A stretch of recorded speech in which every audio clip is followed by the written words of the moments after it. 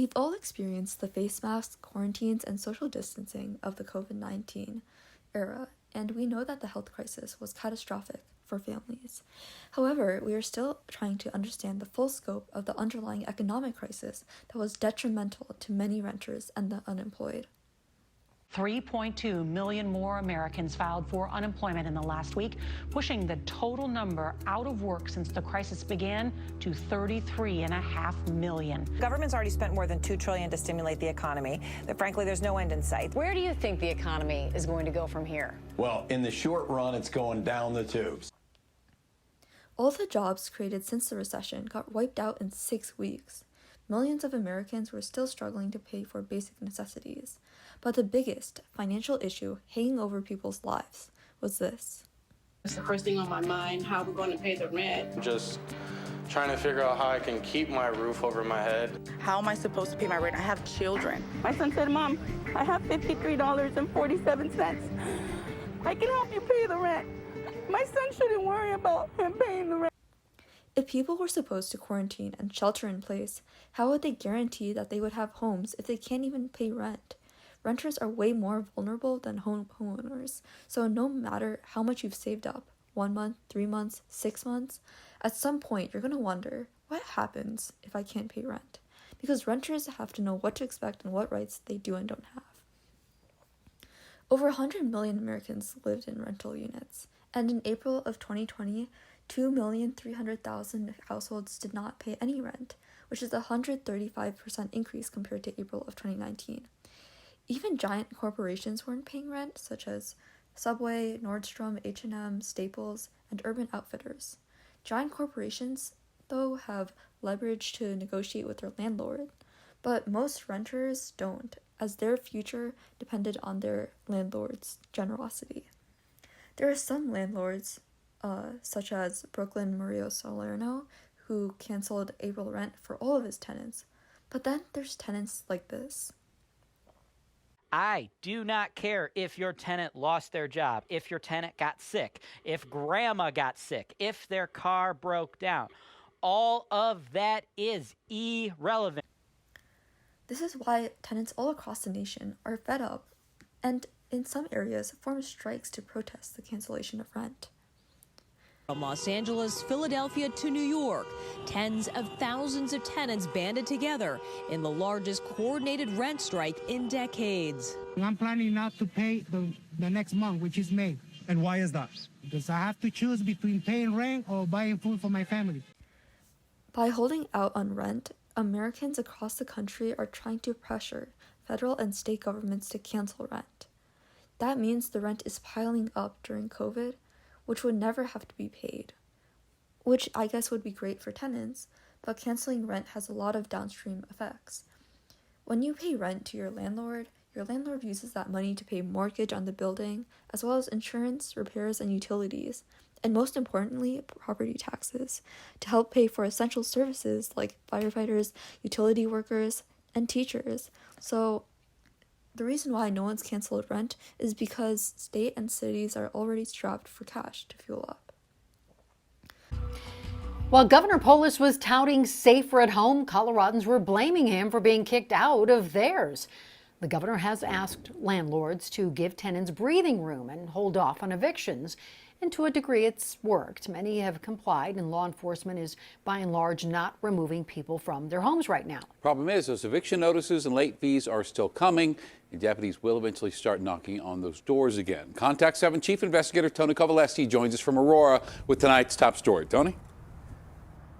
Yeah, good evening, Shannon and Ann. Bottom line, what we're talking about is a month ago, the governor asked landlords to voluntarily comply. But truth is, he doesn't have the power to force them to waive late fees or to delay evictions. And that essentially is the heart of this conflict. Landlords are scaring their tenants. It's a reality tenants wanted to share with Colorado's governor. They're still getting eviction notices. This is the fence outside the governor's mansion in downtown Denver. Eviction notices designed to send a message that landlords did not get, the governor's message.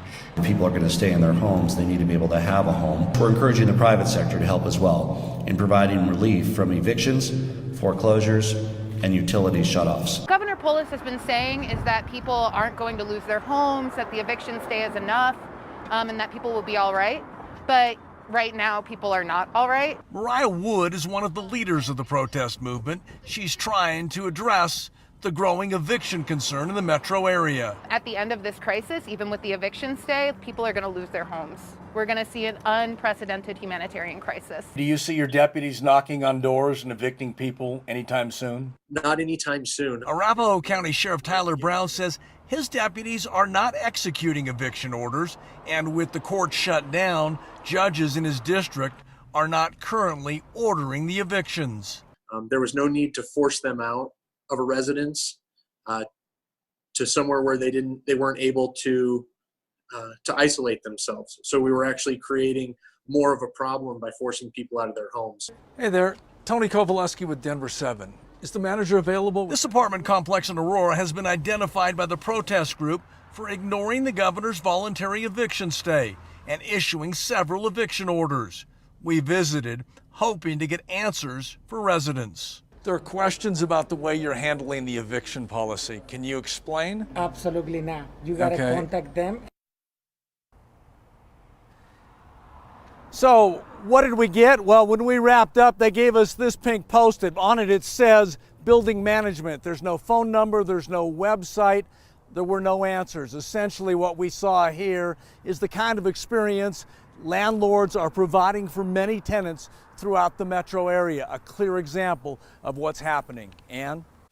So if nobody pays rent or cancels rent without some help from the federal government, this game of economic dominoes will still end up hurting us so that the renters have no good options. Because of coronavirus, TJ Shuck is 3 weeks behind on his rent. But TJ's landlord is not waiting. She's filed a lawsuit to evict TJ and his family from their apartment. Eviction is a crisis coming after the crisis. Without massive federal intervention, millions of Americans were affected who didn't deserve it. Getting evicted during COVID was seemingly unfair, and that the federal government knew that was why the stimulus bill actually held evictions for 4 months, which sounds great, but it only covered about 28% of all rental units. This only applies to buildings subsidized by the federal government or buildings with federally backed mortgages. So that means the stimulus bill does nothing for about 70% of renters who are at the mercy of state and local laws, which are all over the place. Most tenants don't even know what type of mortgage their landlord has, so are uninformed of whether they're susceptible to eviction. Between the stimulus bill and the eviction moratorium, none of them are fixes. They're band-aids, because rent is still piling up, and when COVID died down, it would still be due. Or losing their home after a late-night ruling. The Supreme Court has blocked the Biden administration's COVID-19 related ban on evictions. News 4 Jax reporter Ashley Harding joins us live. Ashley, families have to move fast once they've been given that notice. They certainly will. Jennifer and Vic, good morning to you both. Yes, once that renter is served, they have just 24 hours to leave, and from there they could be forcibly evicted by the landlord or even the sheriff. So with this decision, that could mean that more people could soon be heading to court.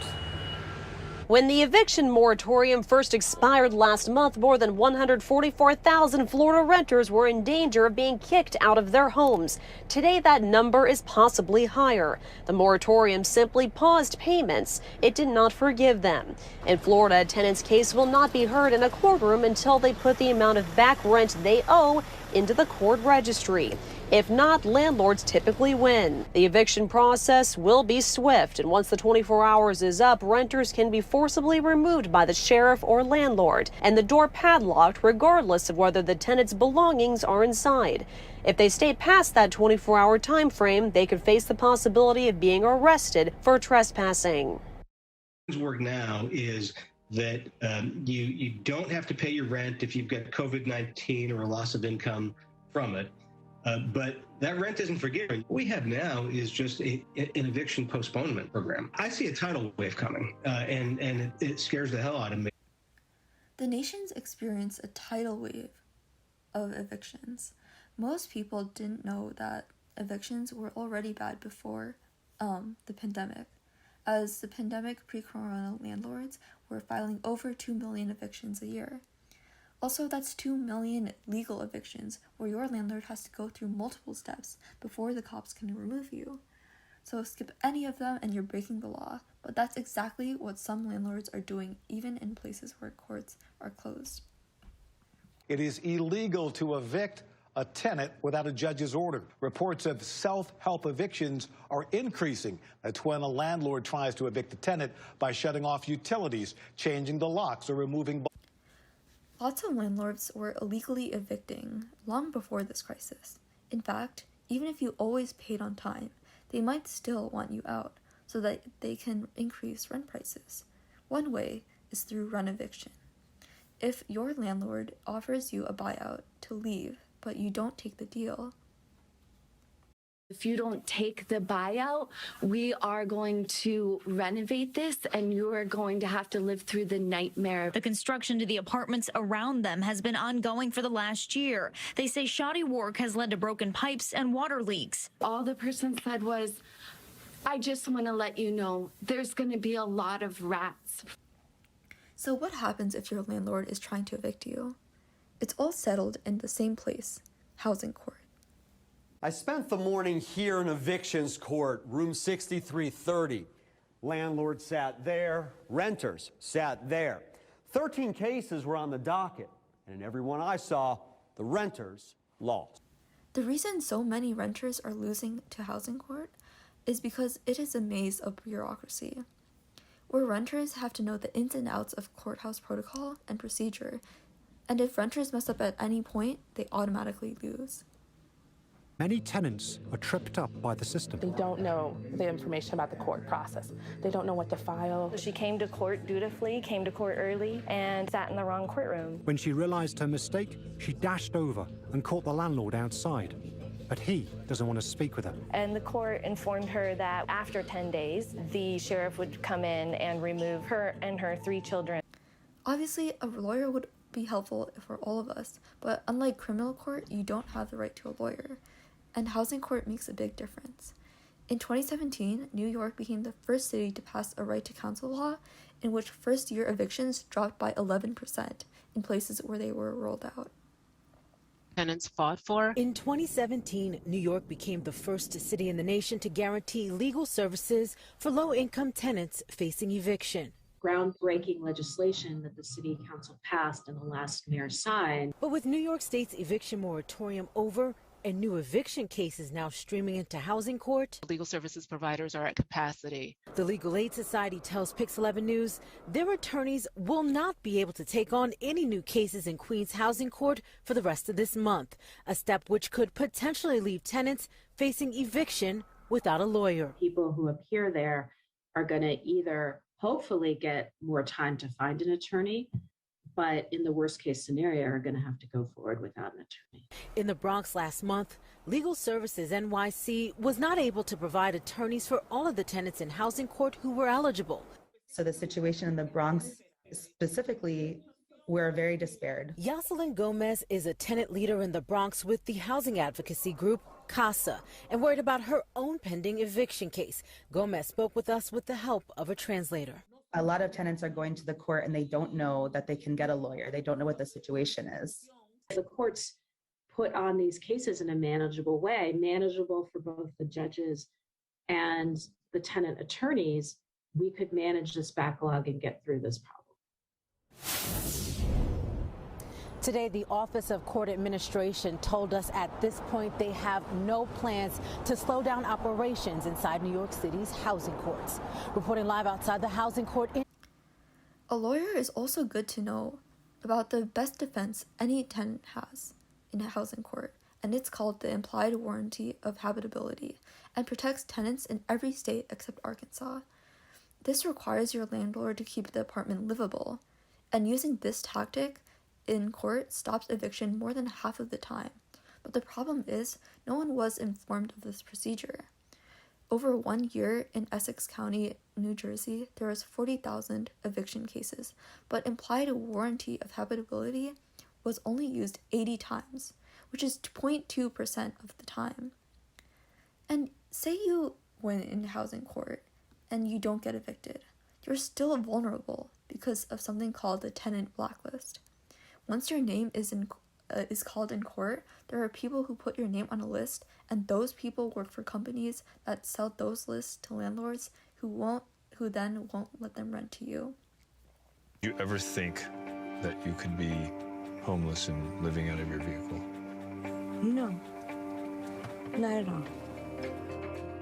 But it can happen to anybody. Kevin Racino says that after his rent increased nearly 30%, he could no longer afford an apartment. I realize this is the first time I've ever walked anyone through this. Like, I'm showing you my bedroom, and it's... Short answer to that is it's more efficient to evict the family than to keep up payments or to keep up maintenance on your property. And you can do that because families are so strapped. They're giving so much of their income to rent that if they call a building inspector or report a housing problem, landlords can evict that family, not because retaliatory evictions are legal, but because you can at any time evict a family who are behind. Before the coronavirus, if you were late on rent, landlords had no incentive to wait because there was so much demand. They evict you, get new tenants, and the rent checks never stop. And no one has taken more advantage of that fact than America's richest landlord, Wall Street. Wall Street's now moving into the rental market for single-family homes. Manhattan's biggest apartment complex is now in the hands of the world's largest private equity firm. Billion-dollar landlords who snatched up thousands of houses when the market was low, but instead of flipping them, these corporate landlords are renting out the houses. Wall Street, in many ways, are the future of renting, and they are evicting tenants at crazy high rates. In Atlanta, some large corporate landlords filed eviction notices on a third of their properties in a year. After the 2008 housing crisis, private equity firms bought up homes on the cheap, and by 2018, investors accounted for over 11% of all home purchases in America. So what did they do with all that rental income they were making? They then gather together the rental income from their thousands of homes, and in Blackstone's case, bundle those income streams together, price them, and then sell them on to other investors. It's just like a mortgage-backed security, but instead of revenue. After the housing bubble imploded, Wall Street learned that mortgages can be risky because of the money that's not coming in. It takes forever to foreclose and then get them a new owner. But if you make an investment based on rent, it's much safer because you can evict someone quick, get a new tenant in there, and keep the rent checks coming in. Investment firms have turned eviction into the new billion-dollar income. Looking at the company called Invitation Homes, which was formerly owned by Blackstone, in 1 year in Atlanta, they found to have almost 15% of their tenants evicted. They're also one of the biggest landlords in America and were rated extremely low by most tenants. The Better Business Bureau has received more than 600 complaints from across the country in just the last 3 years. Most give Invitation Homes just 1 star, while some say they'd give 0 if they could, calling the company the worst landlord I've ever encountered. At one point, Invitation Homes were evicting so many people and treating tenants so poorly that the United Nations accused Blackstone of contributing to the global housing crisis, saying that they were inconsistent with human rights law. Desiree Trombley says her nightmare started when her family decided to move out of their rental after they found a house to buy. She gave the required 30 days notice and says she followed all the other rules of the lease agreement. But then, more than 3 weeks later, got a big surprise: this final bill. It was like $6,500. She says Invitation Homes tried to intimidate her, had an attorney go after her, and even threatened to ruin her credit unless she paid up. She had to hire her own attorney, and the company still refused to give her security deposit. Because of COVID, if the government didn't help with rent relief, tenants would have pressed for their right to stay at their apartment. However, that means their landlords would lose their property in companies like Invitation Homes. As quoted by the Wall Street Journal, last year was a once-in-a-generation opportunity to buy distressed real estate assets at bargain prices. As the COVID-19 health crisis dies down, there's an eviction crisis on the other side.